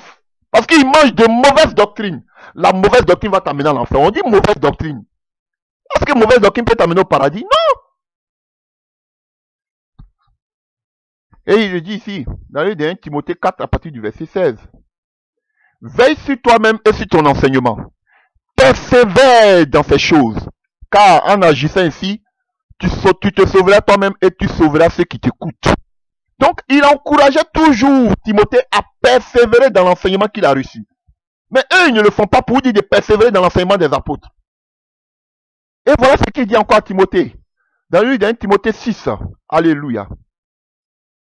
Alléluia. À partir du verset où je peux prendre, alléluia.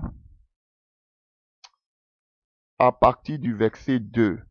Et que ceux qui ont des fidèles pour maître ne les méprisent pas, comme je vous disais, sous prétexte qu'ils sont frères, mais qu'ils les servent d'autant mieux que ce sont des fidèles et des bien-aimés, étant participants de la bienfaisance. Alléluia. Enseigne ces choses et recommande. Si quelqu'un enseigne de fausses doctrines et ne s'attache pas aux saintes paroles de notre Seigneur Jésus-Christ. Vous avez vu? Les paroles de notre Seigneur Jésus-Christ, c'était ça leur doctrine. Alléluia.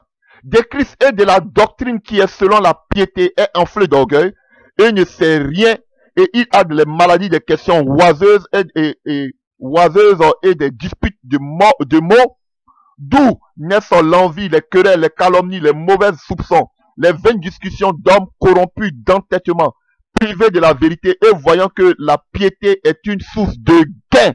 Voilà. J'arrivais à là, les faux enseignements. Vous allez voir que presque tous les faux enseignements qu'ils envoyaient, c'était pourquoi? Pour l'amour de l'argent. Pour les gains. Pour l'amour de l'argent. Toutes les fausses doctrines, c'est pour l'argent, la prospérité. Il dit quoi? Sépare-toi de ces gens-là. On doit se séparer des gens qui prêchent sur la prospérité. On se sépare d'eux. Alléluia. Je vais vous donner des passages. Vous pensez que je mens? Alléluia. 2 Timothée 1 à partir du verset 13. Alléluia. Alléluia. Que j'ai cru et je suis persuadé qu'il y a de la puissance de garder mon dépôt jusqu'à ce jour-là. Retiens dans la foi et dans la charité qui est en Jésus-Christ le modèle des saints. C'est Jésus qui est le modèle. Les paroles que tu as reçues de moi. Garde le bon dépôt par le Saint-Esprit qui habite en nous. Alléluia. Voilà. Donc Paul encourageait toujours, alléluia, Timothée à garder le dépôt, de retenir les paroles qu'il a données, alléluia, qui provenaient de Christ. Donc il ne prêchait pas autre chose que Christ. Et il est dit ici encore, un passage que vous connaissez, 2 Timothée 4, à partir du verset 2. Alléluia. Prêche la parole, insiste en toute occasion, favorable ou non. Reprend, censure, exhorte avec toute douceur et tout en instruisant. C'est ça, la doctrine s'instruit. Car il viendra des temps, nous sommes dans ces temps, où les hommes ne supporteraient pas la sainte doctrine. Et la sainte doctrine, c'est quoi? C'est la doctrine qui vient des paroles de Christ et des apôtres. Mais ayant la démangeaison d'entendre les choses agréables. Je vais prendre une autre version, parce que l'autre version me plaît trop. 2 Timothée 4, hein. C'est pourquoi, devant Dieu et devant Jésus-Christ, qui va juger les vivants et les morts. Donc voici la doctrine. Christ va juger, c'est Jésus-Christ qui va juger les vivants et les morts. Et dans la perspective de sa venue et de son règne. Donc notre doctrine, c'est de parler de la venue et du règne de Jésus-Christ. Je te le recommande solennellement.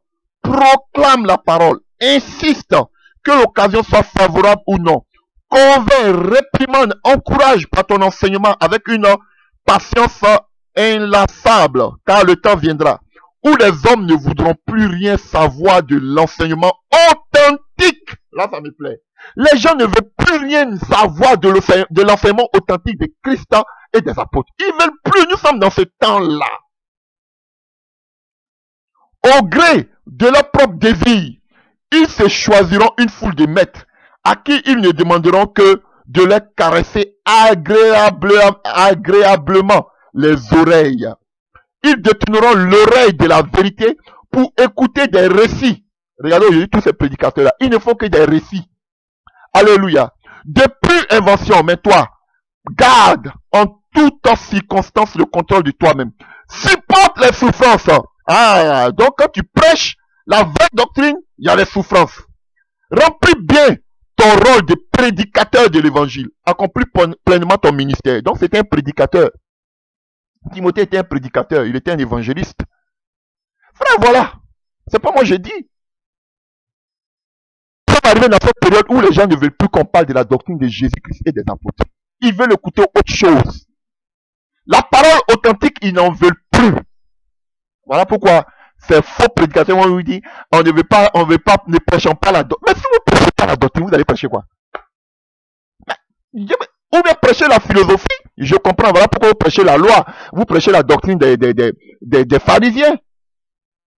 Je comprends, parce que vous ne prêchez pas la doctrine de Jésus et des apôtres. Mais vous n'êtes pas des prédicateurs. Pourquoi vous prétendez prédicateur de Jésus-Christ? Vous faites un mélange. Et il est dit aussi à Tite, alléluia, alléluia. Attachez un Tite 1 à partir du verset 9. Attachez à la vraie parole, telle qu'elle a été enseignée afin d'être capable d'exhorter selon la sainte doctrine et de réfuter les contradicteurs. Alléluia. Voilà ce qu'il dit à Tite. Et à partir du chapitre 2, à partir du verset 8, même vous pouvez voir à partir du verset 1, il parle ici de en donnant un enseignement plus digne, une parole sainte, irréprochable, afin que l'adversaire soit confus. Alléluia. Donc, vous voyez dans tout ce que je viens de lire, Paul encourageait les chrétiens, ses enfants, à demeurer dans la sainte doctrine. Mais regardez ces prédicateurs aujourd'hui. Est-ce qu'il vous dit de demeurer dans la doctrine de Jésus-Christ et des apôtres? Non. Ils sont cloîtrés dans les bâtiments bien qu'on appelle colorés, bien qu'on appelle aménagés. Et ils vont vous donner des récits à ne point en finir. Ils n'ont qu'à nous parler de la doctrine de Jésus-Christ et des apôtres. Tout est écrit devant nous. Alléluia. Ils vont prendre un passage et puis ils vont commencer à bavarder. Je dis bavarder, je pèse mes mots. Ils bavardent et ils bavardent. On n'est pas en fini. Donc, vous voyez, vous pouvez prendre Éphésiens 4. Il y a des passages. À partir du verset 4, 14, Paul exhorte, alléluia, d'hommes faits à la mesure de la statue parfaite de Christ afin que nous ne soyons plus des enfants flottants emportés à tout vent des doctrines par la tromperie des hommes, par leurs ruses, dans les moyens de séduction. Alléluia. Faisant profession qu'on appelle, qui professent la vérité dans la charité, ainsi de suite. Alléluia.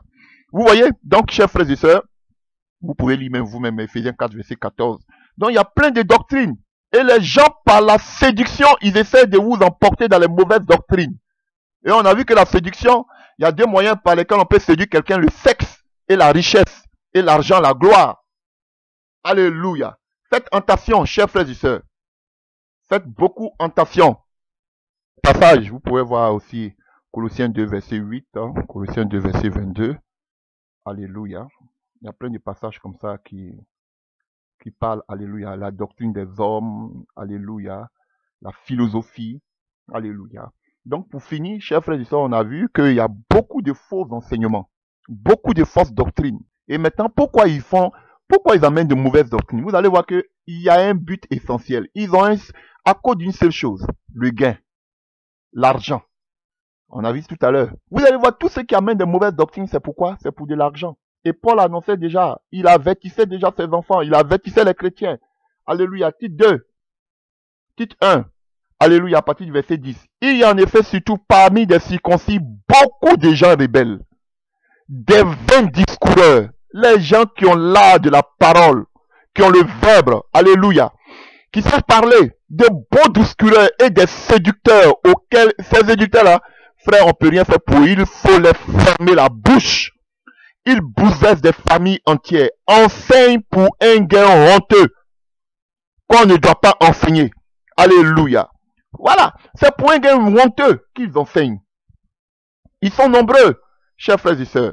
Donc nous devons faire attention, il y a de mauvais enseignements et de mauvaises doctrines. Et tout cela, c'est pourquoi? C'est pour de l'argent. Faisons attention. Romains 16, verset 17. Je vous exhorte, frères, à prendre garde à tous ceux qui causent des divisions et des scandales au préjudice de l'enseignement. Alléluia, tout est souligné, donc excusez-moi. Que vous avez reçu. Éloignez-vous d'eux, car de tels hommes ne servent point Christ, notre Seigneur, mais leur propre ventre, leur gros ventre, et par des paroles douces, et qu'on appelle, oh j'ai souligné ici, et flatteuses. Ils séduisent les cœurs simples. Alléluia. Voilà. Ils vous séduisent parce que vous n'avez pas de la maturité. Vous n'êtes pas dans la parole de Christ et dans la parole des apôtres. Ils vous séduisent. Alléluia, chers frères et sœurs. Pourquoi? Pour leur propre intérêt, pour leur ventre. Ils ont pour Dieu leur ventre, le gain. Voilà pourquoi ils sont en train d'amener des mauvaises doctrines comme quoi? Et la prospérité. Voilà. Et Paul le dit aussi en Philippiens, lit 2 passages encore et puis on va finir. Car il y a plusieurs qui marchent, alléluia, qui marchent en ennemis de la croix de Christ. On va voir quels sont ces ennemis de la croix et qui parlent de la croix de Jésus, du sang de Jésus là. On va voir qui sont ces ennemis de la croix. Alléluia. Je vous en ai souvent parlé et j'en parle maintenant encore en pleurant. Il pleurait même pour ces gens. Leur fin sera la perdition. Ah, vous avez compris. Paul n'a pas dit non, ils vont se repentir, Dieu va les pardonner. Il dit que leur fin c'est la perdition, ces ennemis de la croix. Et il va dire, qui sont ces ennemis de la croix là? Ils ont pour Dieu leur ventre. Ils mettent leur gloire dans ce qui fait la honte. Et ne pensent qu'aux choses de la terre. Mais nous, notre cité à nous est dans les cieux, d'où nous attendons aussi comme Sauveur et Seigneur Jésus-Christ, qui transforma le corps de notre humiliation en le rendant semblable à un corps de gloire, par le pouvoir qu'il a d'assujettir toutes choses. Donc Paul dit, il y a des gens qui marchent en ennemi de la croix. Et ces gens qui marchent en ennemi de la croix là, chers frères et sœurs, il dit quoi? Alléluia. Leur finalité c'est la perdition. Et ces hommes-là, qu'est-ce qu'ils font? Ils prêchent pour les choses du monde. La gloire du monde. Voilà ceux qui marchent en ennemi de la croix. Et ils ont déjà leur, alléluia, leur destinée c'est la perdition. Ils sont perdus. Et ils prêchent pourquoi? La gloire de ce monde, la prospérité. Donc tous ceux qui prêchent la prospérité, ils vont à la perdition. Vous allez me parler de la puissance du sang de Jésus, la croix du sang de Jésus, alors que ce sont les patrons, les gourous de la prospérité. Alléluia. Mais tu prêches la croix alors que tu marches en ennemi de la croix. Qui tu veux séduire? Ta destinée, c'est la perdition. Tu prêches pour ton ventre. Jusqu'à vous avez vendu votre âme au diable par la prospérité. Serviteur de maman. Voilà, c'est que Paul, on va finir par là. Alléluia, voici ce que Paul dit aux chrétiens en Acte 20. À partir du verset, alléluia. Oh, tout est souligné à partir du verset 28. Prenez donc garde à vous-même et à tous les troupeaux sur lesquels le Saint-Esprit vous a établi évêque pour l'église du Seigneur qu'il s'est acquise par son propre sang, je sais qu'il s'introduira. Il parle aux chrétiens, il ne parle pas aux païens. Parmi vous, après mon départ, des loups cruels qui n'épargneront pas le troupeau. Vous voyez, tous ceux qui parlent de Jésus ne sont pas des pasteurs, ne sont pas des chrétiens. Paul même le dit. Il sait que quand il va partir, quand il va mourir, beaucoup de faux pasteurs, faux prophètes vont entrer dans l'église. Et c'est le temps. On les voit. Ne pensez pas que parce qu'il a une église, un bâtiment, il met il a une estrade, il met un pupitre, il a une Bible, il parle, il est de Dieu. Non! Alléluia. Qui n'épargneront pas le troupeau et qui s'élèvera du milieu de vous. Des hommes qui enseigneront des choses pernicieuses pour entraîner les disciples après eux. Veillez donc, vous souvenant que durant 3 années, je n'ai cessé nuit et jour d'exhorter avec l'âme chacun de vous. Donc vous voyez, il dit qu'il va avoir des enseignements des gens qui vont venir enseigner des choses pernicieuses. Des fausses doctrines, des faux docteurs, on est dans ce temps. Donc chacun de nous doit veiller. Ne pensez pas que parce que quelqu'un a beaucoup de vues, qu'il est de Dieu. Non! Ceux qui viennent de Dieu, les gens ne l'aiment pas les écouter. Parce qu'il en a vu dans Timothée, les gens ne supporteront pas la sainte vérité. Ça, tu te dis que tu prêches la vérité, que tu as beaucoup de personnes qui t'écoutent, c'est que vraiment tu n'es pas de Dieu. Je te dis, je vous dis la vérité. Des séducteurs à qui il faut fermer la bouche. Voilà pourquoi je ferme la bouche tous les jours. Ces faux prédicateurs. Donc, chers frères et sœurs, il y a beaucoup de choses que je pourrais dire, mais je voudrais conclure ici. Et récapituler pour vous dire que lorsque on parle de la doctrine, alléluia, on fait allusion à l'interprétation de l'Ancien Testament. Tout ce qui a été dit des prophètes, qui se sont accomplis avec la venue de Jésus-Christ. Tout ce que les prophètes ont prophétisé sur Jésus, il est venu, alléluia, établir l'accomplissement. Parler de la doctrine de Christ, c'est parler des paraboles. Parler de la doctrine de Christ, c'est parler de toutes les paroles sorties de la bouche de Jésus. Parler de la doctrine de Christ, c'est parler de tous les actes posés par Christ. En dehors de cela, les apôtres ont toujours prêché. On a vu tout ce que Jésus leur avait dit de dire. Alléluia. Tout ce que le Saint-Esprit avait dit aussi aux apôtres, que le Saint-Esprit vous dira de dire ce que je lui dis de vous dire. Alléluia. Donc, Jésus-Christ n'était plus là, mais il donnait encore par le Saint-Esprit la révélation aux apôtres, aux disciples. Alléluia. C'est vrai qu'il y a certaines choses qu'il n'avait pas dit. Alléluia, pendant qu'il était avec eux.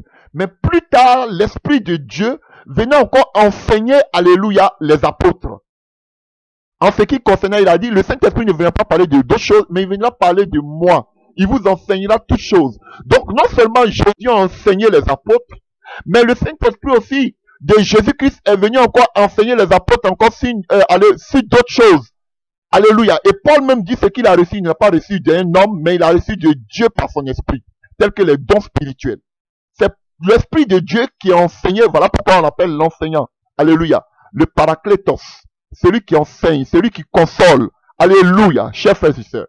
Donc, le consolateur, si vous voulez, le paraklétos. Chers frères et sœurs.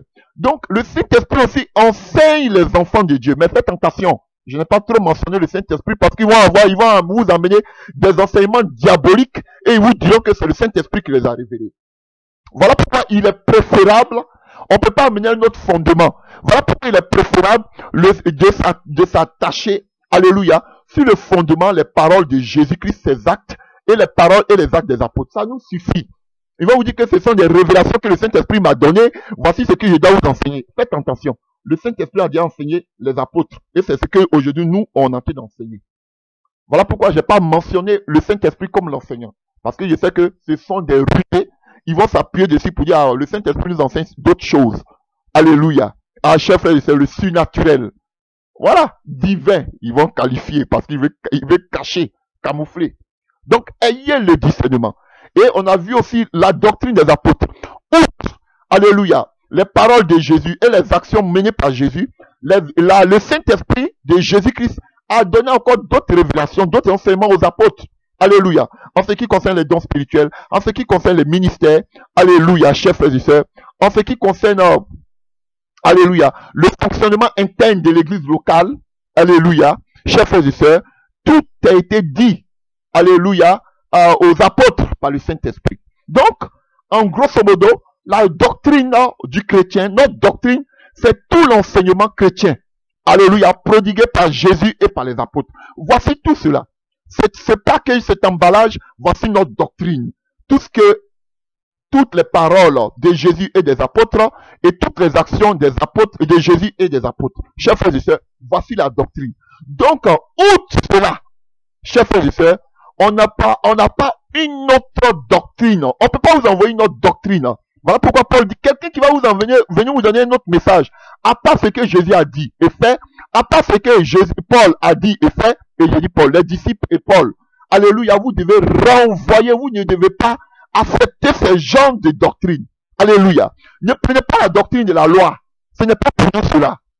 Alléluia. La loi s'arrête avec la venue de Jésus. C'était les pharisiens et autres, les spécialistes de la loi qui observaient la loi. Mais nous sommes les croyants, on croit en Jésus-Christ.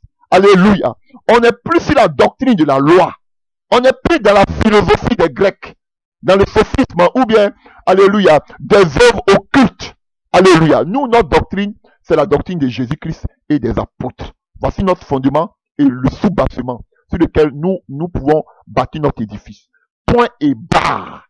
Quelqu'un qui ne prêche pas ces deux choses, la doctrine de Jésus-Christ et des apôtres, ce qui est écrit, ce que les apôtres ont fait et dit, et ce que Jésus a fait et dit, vous ne prenez pas cela. Même si c'est dans la Bible, même si c'est la loi, vous ne prenez pas. Parce que tout ce qui a été dit de Jésus-Christ, depuis la loi, les prophètes, tout a été accompli en Jésus-Christ. Frère, c'est fini. On n'a plus besoin de faire sacrifice. On n'a plus besoin de faire autel. Jésus-Christ est notre autel. Il est, alléluia, l'agneau immolé pour nous. C'est fini. Il n'y a plus d'autel à faire. C'est fini. Il n'y a plus de, alléluia, autel prophétique ou d'action prophétique. Tout ça, c'est la sorcellerie. Je vous dis la vérité. C'est fini. Tout s'accomplit en Jésus et aux apôtres. Que Jésus-Christ vous bénisse. Donc, j'espère qu'aujourd'hui, c'est clair. Vous qui vous posez la question, qu'est-ce que c'est que le fond, qu'est-ce que c'est que la doctrine? Alléluia. Je vous ai éclairé aujourd'hui par la grâce de Dieu, par le Saint-Esprit. Que Dieu vous bénisse et qu'il vous fortifie dans votre foi. Et comme Paul disait à Timothée et aux autres, demeurez ferme dans ces enseignements de Jésus-Christ et des apôtres. Alléluia. Ne partez pas boire à tous autres enseignements. Demeurez dans le fondement de Jésus-Christ et des apôtres. Soyez fortifiés et persévérez au nom puissant de Jésus-Christ de Nazareth. Amen.